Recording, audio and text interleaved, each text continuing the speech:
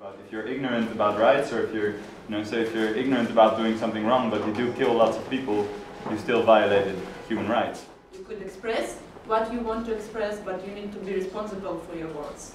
There are places where we need to start with the letter of the law and really change that, because there is legal condoning of discrimination.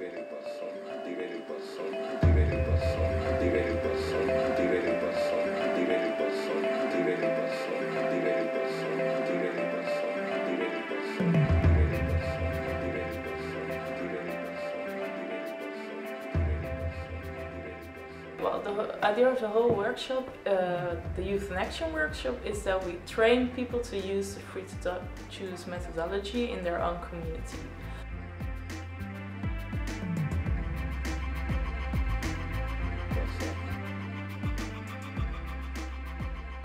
The idea of free to choose is that we show youngsters video clips of issues in different communities wherein there are conflicting human rights. So, for example, we just saw a video about neo-Nazis demonstrating in front of a synagogue.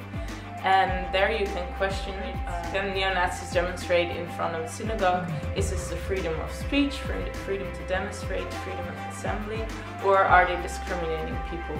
So this is a conflict, or you can ask where does one human right start and where does the other one end, where are tensions between human rights? With our past, I'm not for that, and I think there should be rules, because if I tolerate the intolerant, then I'm also intolerant.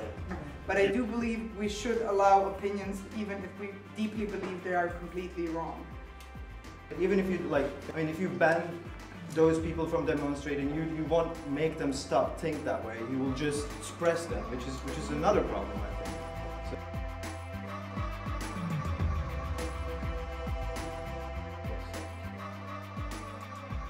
Right now they are searching the newspapers, so we have 6 or 7 different English newspapers for a conflicting human rights situations. So they look at what is in the news right now, and they see if they can find a situation wherein there are human rights that are conflicting with each other, or that have some kind of tension between them. So they get a feeling of what kind of issues you can use for a free to choose debate.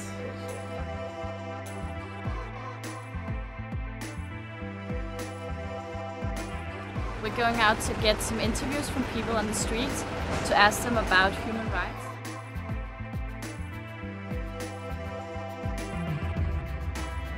We're going to ask them whether they think it's okay that WikiLeaks release this information about the diplomacy. I hope that we can find somebody who has strong opinions about this. Like, if they are really against the security, they really think we should have a more open democracy, and also find some people who finds it more important to have the security and secure the nation instead of releasing all these important information and top secret information.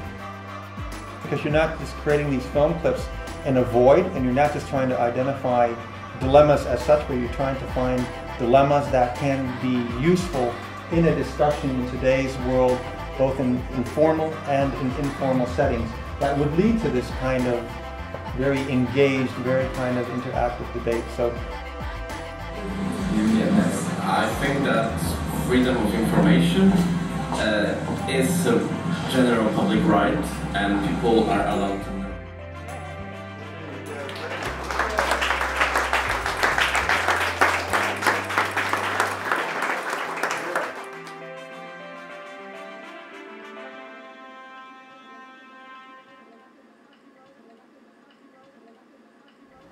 What has happened in the past was something we all share, and doing it in the Anne Frank house is something makes us think about our common knowledge, and putting some other stuff on that knowledge, putting human rights issues upon that knowledge, and it's quite